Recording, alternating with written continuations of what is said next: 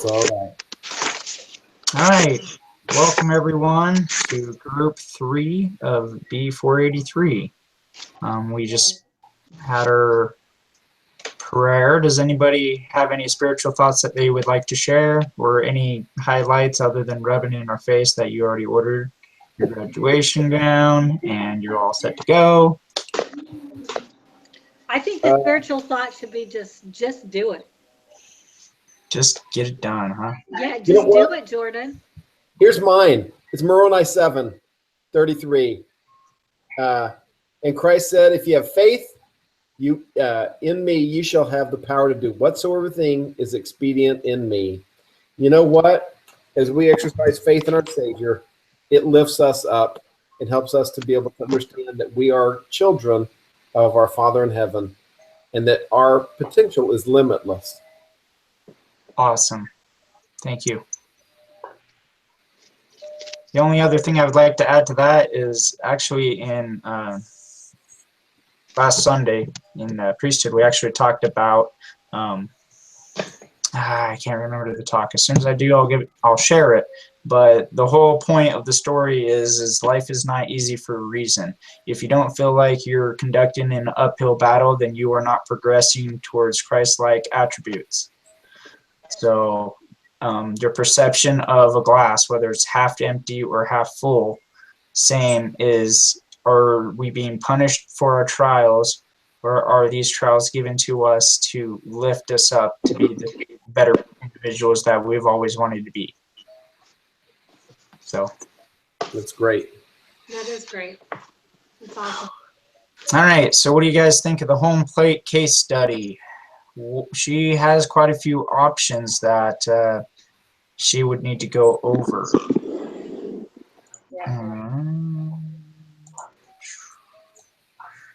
So long story short, she started a home delivery food business, starting with $1,000 of her own money, and of course she gave her own shares. So anybody that wants to give, their own business shares, you'd want to pay the least amount, so you'd pay no more than a penny per share. And our first question. Sorry, can you repeat that part? What did you say? So she started a home delivery business, and what she did is she invested $1,000 as a total investment, and then she gave her company 100,000 shares. Well, like any other original owner, you don't want to pay anything more than what you have to for a share. So her expense of a share was 1 cent per share. So that's what her price as being the owner. So if we scroll down to the first one, it says create a capitalization, and it says include the number of shares, price per share, total investment, and what was the percentage. So in the reading, did we all come to the conclusion that she gave 100,000 shares to her? She total invested $1,000, which the price per share is just dividing the $1,000 by 100,000 shares. So that gave her her price per share. And with her being the sole owner of the business at this point, that gives her 100%. Yep. Okay. Kind of building off of that number, the next one is talking about an angel investor. He wants to upfront $50,000. Let's see.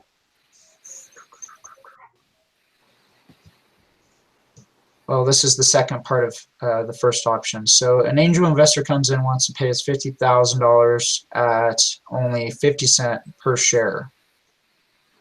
Lexi wants to retain her 100,000 shares that she gave.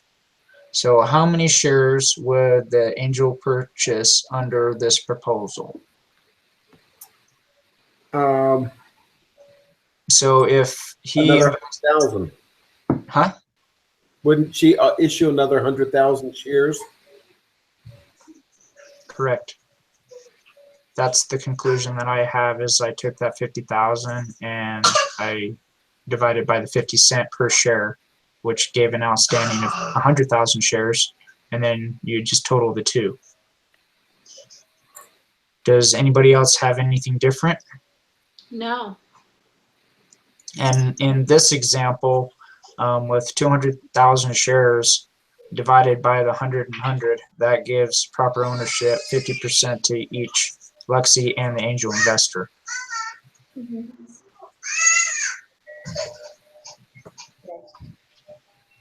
All right. I think this particular option is not the most feasible idea, just because me being the owner, I would not want to give 50% or equal decision making to my angel investor. I would want to have at least 51%. I agree. I would at least want to have the stronghold of at least having that little bit stronger voice, rather than if I do something that I don't want them to do, vice versa. It could be in a drag out big knocking fight and it could end not so nice. Or the angel investor could say, hey, I want more, you know, I want a greater return or something like that.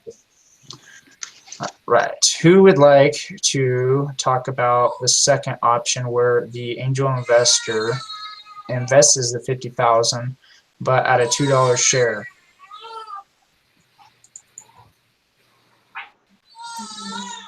Oh, let me just get to mine.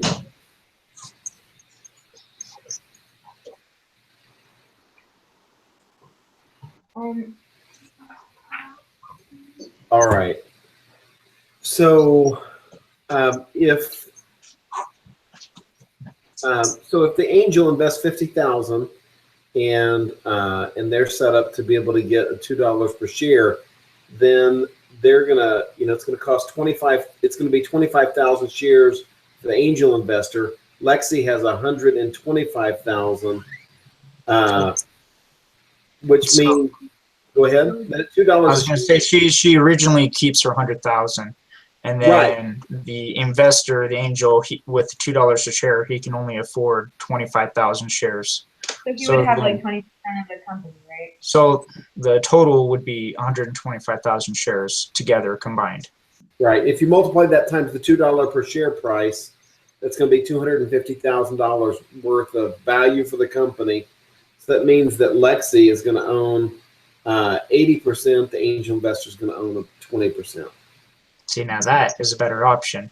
You still get his 50,000 to invest, making your company worth 250,000, and ultimately you get to keep 80% of your business.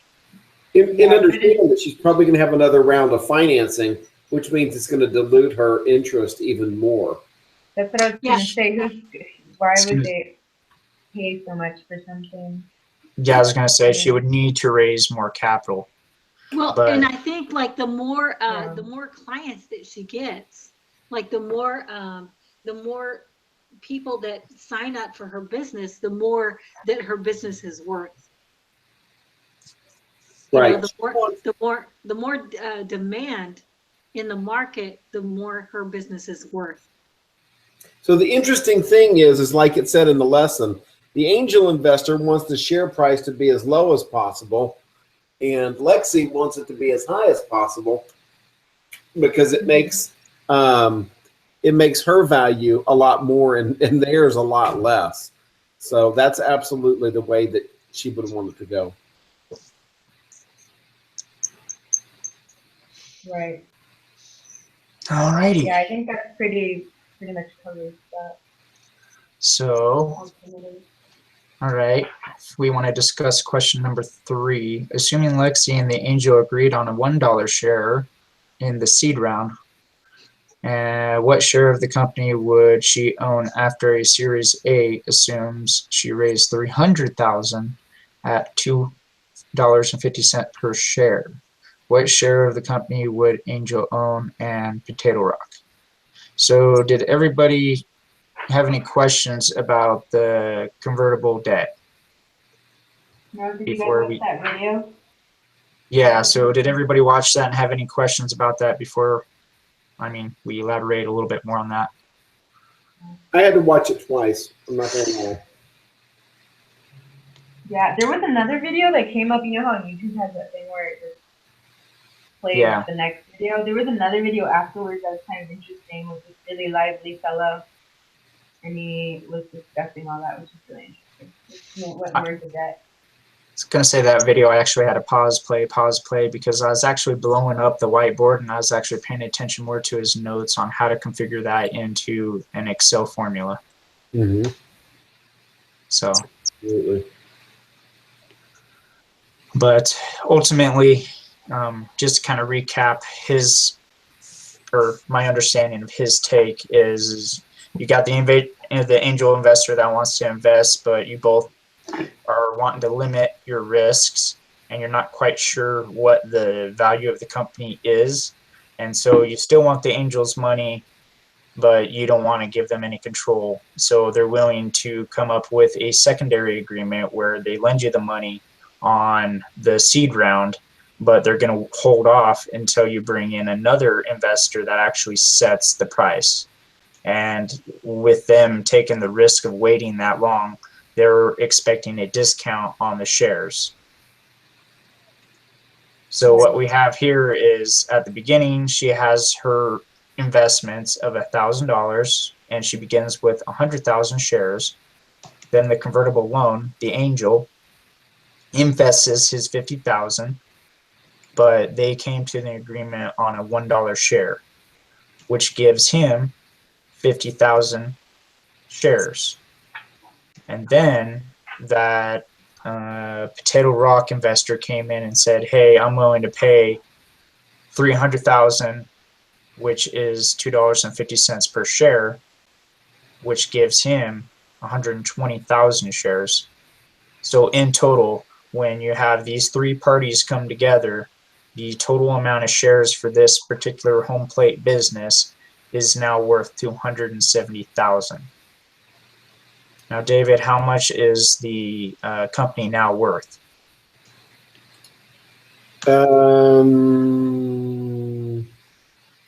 675,000. Now, that's substantially a lot more than the other two offers that she had. So what would that put our percentage as far as ownership? That would make it. She would be what, 37% for her, and then 19 for the angel investor, and 44 for the Potato Rock. Okay. Is that right? Yeah. That's my conclusions came up with the owner coming up with 37% ownership, angel investor only 19%. And then, of course, the Potato Rock, the guy that comes in with the full price offer, is going to substantially own most of the business. Does anyone else agree or disagree, or any thoughts towards that? My only thoughts would be that, I mean, it's interesting that the convertible that kind of looks like it'll make the company have more value, but as far as like the whole point of why she didn't want to sell the company, if you're going for ownership, why is it like she ends up with not over 50% ownership anyway, the control of the company?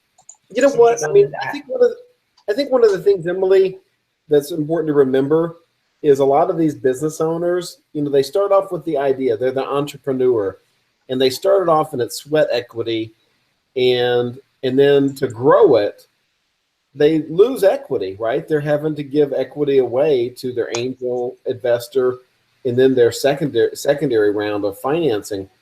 But the thing is, the amount of money that they end up getting as they grow that company to where it's worth many, many millions of dollars, their amount of equity that they've got, even though the position is less, the equity stake is less, they're worth so much more because their stock is worth a lot more. Can you imagine if she owned a percentage, whatever, say she owned 30% of her company, but now instead of being worth, a few $100,000, now it's worth, $100 million, now. Right. And she only put $1,000 in.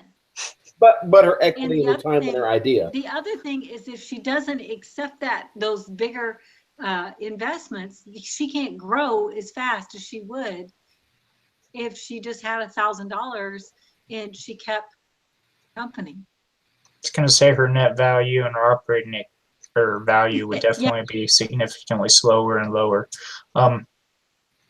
Another thought that I wanted to point out, that if the angel investor didn't take the convertible debt loan, if the angel were to invest at the full share price of $2.50, then instead of holding the 50,000 shares, they would only be able to afford 20,000 shares, which then would significantly drop the value of the company to 600,000 flat.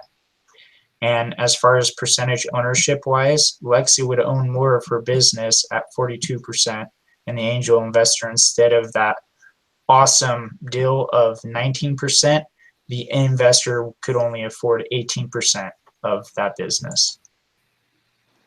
So Yeah. that was a significant discount on agreeing upfront and high risk, which brought them a greater reward of, instead of 8%, they now own 19% of business. That's a great point, Jordan. Yeah, that is. All right, Lexi, you got to go. I'm sorry, not Lexi. Emily? Emily. I have to go. Yeah. So sorry. Hey, so sorry that we joined. Our group ran late. So, It's okay. all right. Are we still on to Thursday? Yes, Thursday at 8 p.m. Mountain Standard Time, unless anyone emails differently for the other case. Yep. Okay. Okay. That's perfect. Awesome. Sounds good. Thank you, Thank you, guys. guys. You guys. Thank you. See ya. Bye. Okay, bye-bye. All right.